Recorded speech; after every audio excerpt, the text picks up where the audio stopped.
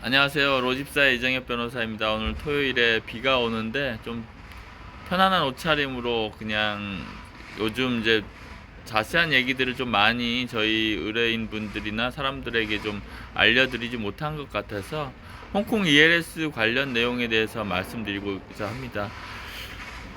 홍콩 ELS 관련돼서는 뭐 언론에서도 엄청나게 많이 문제가 있었고 저희 이제 의뢰인들도 대부분의 경우에는 이제 예금을 하고 안전한 자산을 선호하시던 분들인데 그 당시에 이제 너무나 예금 금리가 낮고 그리고 저금리 상태여서 이제 예금을 한다고 하더라도 사실상 큰 의미가 없을 경우에 그래서 사실 예대 마진이 또 은행이 없어서 이제 은행에 가면 이거 ELS를 투자를 엄청 많이 한 그런 시기가 있었습니다. 그게 바로 이제 한 3년 전이었는데요. 그 3년 전에 2021년도에 했던 ELS가 지금 금리가 올라가면서 그 기초자산이 되는 특히 홍콩 H지수가 폭락을 하면서 엄청나게 많은 손실, 대부분의 사람들이 50% 정도의 손실을 입게 됐는데요. 이분들은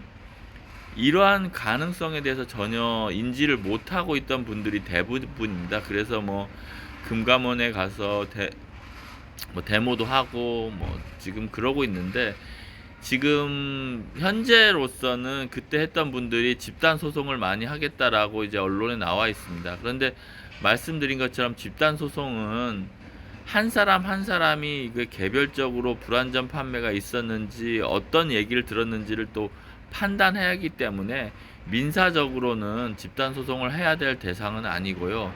이제 이런 것들을 다 알기 때문에 그러면 어떤 형사적인 문제, 자본시장법 위반에 형사 고소를 하겠다라고 하는데 사실 이것도 쉽지가 않습니다. 이게 뭐 3년 전에 그러한 일들이 만약 범죄 행위가 있었는데 지금에 와서야 그게 범죄 행위가 드러난다. 혹은 또 지금 그 실제로 은행들이 그 한 부분에 대해서 여러 가지 증거상으로는 자본시장법의 규정을 전부 대부분의 경우는 다 맞췄거든요. 근데 그런 어떤 서면과 다르게 실질적으로 그 은행 창구에서 뭐 이게 원금 비보장이라고 되어 있지만 사실은 한 번도 이게 원금이 손실 난 적이 없는 예금만큼이나 안전한 자산이라는 식으로 얘기를 했고 그거를 기왕의 어떤 인간관계를 통해서 믿었기 때문이라는 게 이 사건의 핵심입니다. 그래서 이 사건 같은 경우에 은행에서 제출한 서류를 그대로 모두 믿는다고 한다면 사실 금융소비자보호법은 의미가 없게 되고요. 그리고 왜냐하면 의뢰인들의 경우에는 대부분은 은행에 대한 신뢰가 가장 강력하기 때문에 별다르게 어떤 서면을 따로 만들거나 녹음을 하지 않습니다. 그러니까 그 기재된 내용과 다른 판단을 하도록 유도한다고 하더라도 결국에는 뭐 가입을 하게 되는 게 사실이니까요. 그래서 그 권유하는 것 자체부터 엄격하게 이제 금융소비자보호법이나 자본시장법을 적용시키려고 한다면 여러 가지 정황을 통해서 투자 판단을 흐리게 하는 불완전 판매가 있는지를 좀 적극적인 관점에서 바라볼 필요가 있습니다. 그래서 저희 로집사에서 금감원의 분쟁조정심의위원회나 민사조정을 대리하려고 하고 있는 것이고요. 지금 많은 분들이 어떻게 되고 있냐 이렇게 궁금해 하시는 것들이 있는데 지금은 은행에서 일부 사람들에 대해서는 분석이 끝나서 그 사람들에 대해서는 이 정도 금액으로 하면 어떻겠느냐고 제안을 하고 있는 상황인 것 같습니다. 그런데 이 제안이 법률적으로 이 사건에 대해서 자신들의 판단 외에 변호사라든지 아니면 고객들을 위한 법률 전문가의 어떤 이의 신청이나 반박을 제대로 검토하고 이루어진 게 아니라는 게 큰 문제가 있습니다. 물론 이거 한 명 한 명당 협상하는 것도 비용이 많이 들겠지만 이게 1인당 뭐 몇천 몇억씩 되는 손해를 발생하는 부분이 있기 때문에 그 부분에 대해서는 법률 전문가와 또 은행의 어떤 이 보상 담당자가 허심탄회하게 이 불완전 판매 여부에 대해서 공방을 벌이고 그게 안 된다고 하면 원래 당초 예정한 대로 금감원의 분쟁조정심의위원회에 대면 심의 혹은 서면 심의가 꼭 필요한 사건이라고 생각을 하고 있습니다. 그래서 이걸 위해서 저희 로집사에서 노력을 하고 있고요.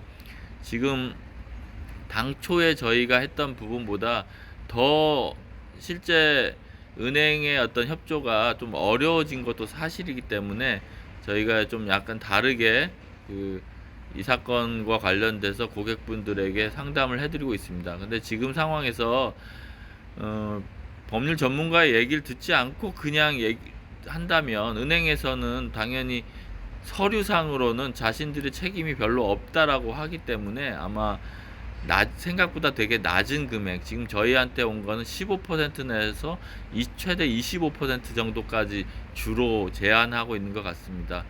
이 부분은 당초 예정한 것보다는 너무 낮은 금액이어서 어떻게 해야 되냐라고 물어보는 분들이 많은데요. 자세한 내용을 저희가 법무법인에 와서 상담을 해주시면 저희 변호사가 그 내용을 잘 검토해서 은행과 직접 상담을 하고 그게 협상을 하고 그게 잘 안 되는 경우에는 적극적으로 금감원의 분쟁조정신청위원회에서 할 수 있도록 그렇게 노력을 하고 있는 중입니다. 금감원의 분쟁조정 신청이 법적 강제력이 없기 때문에 뭐 할 수 있는 방법이 없지 않냐라는 말씀을 하시는 분들도 많습니다. 물론 그렇습니다. 법률적으로는 은행이 거부하면 이제 소송 외에는 답이 없습니다. 하지만 금감원에서 분쟁조정심의위원회라는 것을 만든 이유가 무엇이겠습니까? 그것은 좀 더 고객들에게 빠르게 손해배상을 하도록 하고 금감원과 은행과의 관계가 금감원의 어떤 지휘나 조정 결정을 은행이 함부로 그렇게 거부할 수 있는 그런 관계가 전혀 아닙니다. 그래서 저희는 그 금감원의 분쟁조정 신청을 하도록 하는 거고요. 그게 안 되면 법원의 민사조정까지 하려고 합니다. 왜 소송을 바로 하지 않느냐라는 말씀에 대해서는 소송은 너무 힘들고 오히려 소송 비용이 많이 드는 반면 그 조정 결정으로 통한 그 금액보다 충분히 많은 금액을 받기가 쉽지 않다. 일반적으로는 사건의 경우에서는 뭐 취소할 수 있는 사건의 경우에는 다른 문제겠지만 그거는 개별적으로 판단해 봐야 되겠고 일반적으로는 일률적으로 다 취소를 하기는 어렵다는 말씀을 드리고자 합니다.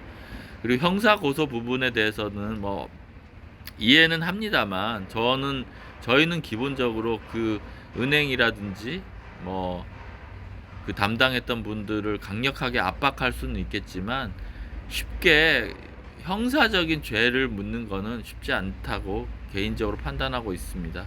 네, 감사합니다.